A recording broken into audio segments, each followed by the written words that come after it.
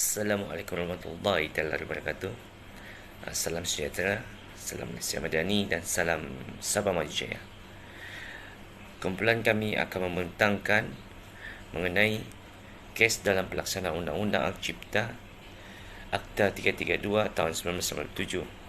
Seperti mana yang kita tahu, Malaysia sebuah negara demokrasi mengamalkan undang-undang. Undang-Undang Hak Cipta salah satu undang-undang yang digobal untuk melindungi hak cipta di Malaysia di bawah Akta 1987, yang mana antara pembentang ini adalah kriteria yang terkandung dalam akta tersebut, antaranya yang melibatkan karya muzik, filem, karya terbitan dan data penstreaman yang merupakan item terbaru dimasukkan di dalam Akta 332 pada pindaan 2021 di Parlimen pada baru-baru ini.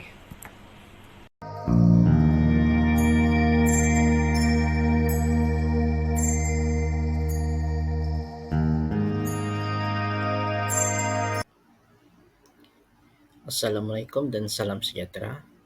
Pada hari ini saya akan membentangkan mengenai pelaksanaan Undang-Undang Hak Cipta pada data penstreaman, iaitu menguatkan perlindungan dan menginspirasikan inovasi.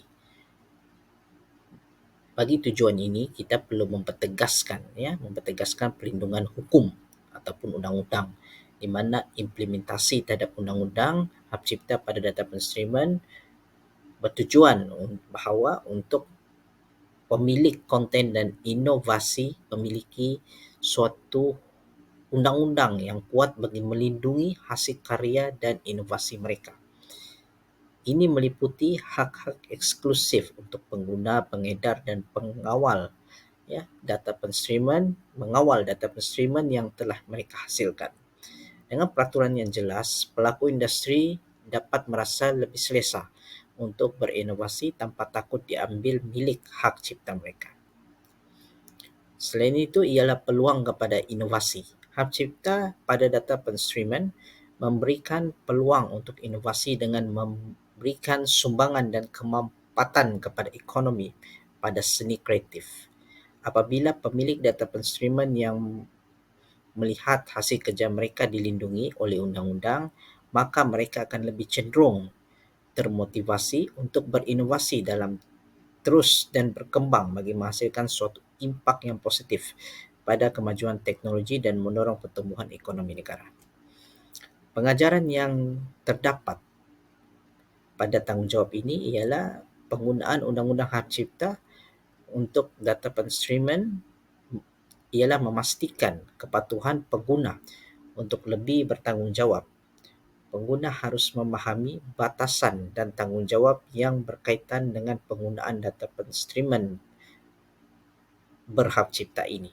Ini bagi mewujudkan suatu persekitaran yang adil dan sihat di mana pihak berkepentingan boleh beroperasi dengan yakin dan menghormati hak sedia ada. Pelaksanaan Undang-Undang Hak Cipta harus sentiasa diperbaharui dan disesuaikan dengan perkembangan teknologi. Penambahbaikan ini memastikan undang-undang untuk tetap terus relevan dan efektif dalam menghadapi cabaran baru yang mungkin timbul seiring waktu. Sekian dan terima kasih.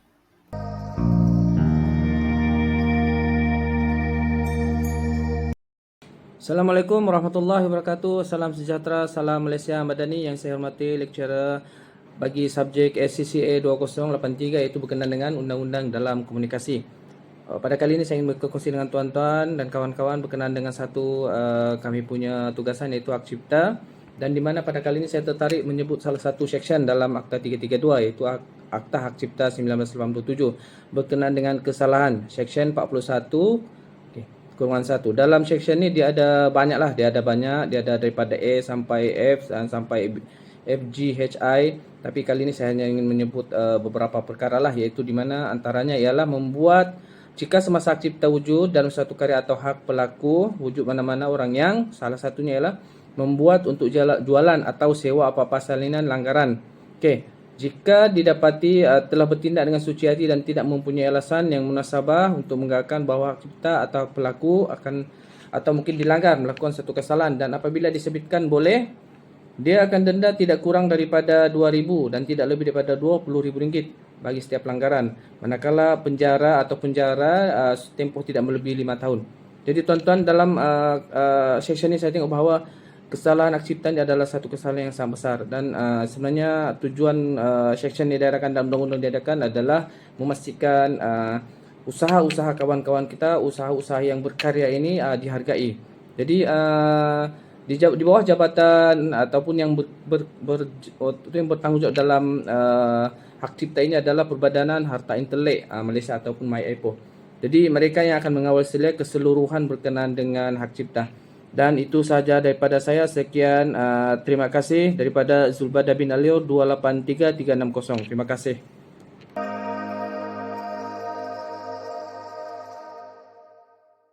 Salam sejahtera diucapkan kepada Yang Dihormati Prof. Mahathir Dr. Imawani binti Othman dan kepada sahabat sekalian. Saya Ruby binti Gabriel Owing, nombor matriks 282525. Saya akan membentangkan berkaitan dengan pemilik hak cipta ataupun owner. Baiklah, istilah pemilik hak cipta boleh disingkatkan sebagai pemilik hak cipta atau pemilik hak ciptaan. Istilah ini merujuk kepada individu atau hasil kreativiti manusia yang mempunyai hak eksklusif untuk karya intelektual seperti buku, karya muzik, sastra dan seni, reka cipta, simbol imej atau produk kreatif yang lain. Pemilik hak cipta memegang hak untuk mengawal penggunaan, penyalinan dan pengedaran karya yang telah mereka cipta bagi sesuatu tempoh. Dalam konteks ini, istilah ini boleh digunakan secara umum untuk merujuk kepada individu atau syarikat yang memiliki hak cipta karya tertentu yang perlu dilindungi. Oleh itu, setiap pencipta harta intelektual mempunyai hak ke atas harta intelektual. Malaysia telah menggubal Akta Hak Cipta 1987 bagi melindungi hak cipta di dalam negara kita. Karya intelektual seperti buku, karya muzik, sastra dan seni, reka cipta, simbol imej atau produk kreatif semuanya adalah layak untuk mendapatkan perlindungan hak cipta. Menurut cetakan Undang-Undang Malaysia di bawah Akta 332 Akta Hak Cipta 1987, tidak mengira kualiti atau alasannya kenapa karya itu dibuat, karya itu adalah seharusnya layak untuk dipelihara. Oleh itu, sekian sahaja daripada saya. Terima kasih.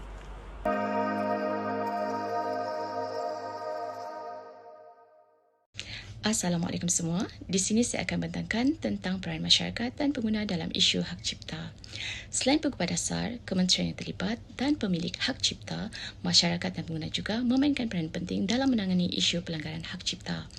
Antara peranan tersebut adalah, pertama, masyarakat dan pengguna bertanggungjawab memastikan perbuatan pelanggaran hak cipta tidak dijadikan satu budaya yang normal sehingga dinormalisasikan dalam kehidupan seharian mereka seperti budaya cetak rompak. Kedua, kesedaran yang tinggi perlu disemai di kalangan masyarakat dan juga pengguna tentang pentingnya menghormati karya orang lain. Antara usaha yang boleh dilakukan adalah mengadakan kempen kesedaran secara berterusan agar masyarakat dan pengguna peka dengan kesan buruk yang bakal timbul akibat daripada kegiatan yang tidak bermoral ini. Ketiga, masyarakat dan pengguna seharusnya tidak melibatkan diri dalam segala aktiviti penjualan dan pembelian filem cetak rompak. Mereka bertanggungjawab untuk melaporkan dengan segera kepada pihak berkuasa sekiranya berlaku aktiviti tersebut di kawasan sekitar mereka. Usaha kolektif daripada masyarakat dan pengguna ini sangat diperlukan bagi membantu pihak berkuasa membanteras aktiviti cetak rompak agar individu yang terlibat dikenakan hukuman yang sewajarnya. Keempat, masyarakat dan pengguna wajib menyokong karya asli dan bukan cetak rompak. Melalui cara ini, kegiatan cetak rompak dapat dikurangkan sedikit demi sedikit dengan harapan satu hari nanti ia akan dihapuskan dan tidak wujud lagi. Persoalan yang saya ditanyakan adalah, wujudkah undang-undang serta jalan penyelesaian bagi mengatasi isu cetak rompak ini?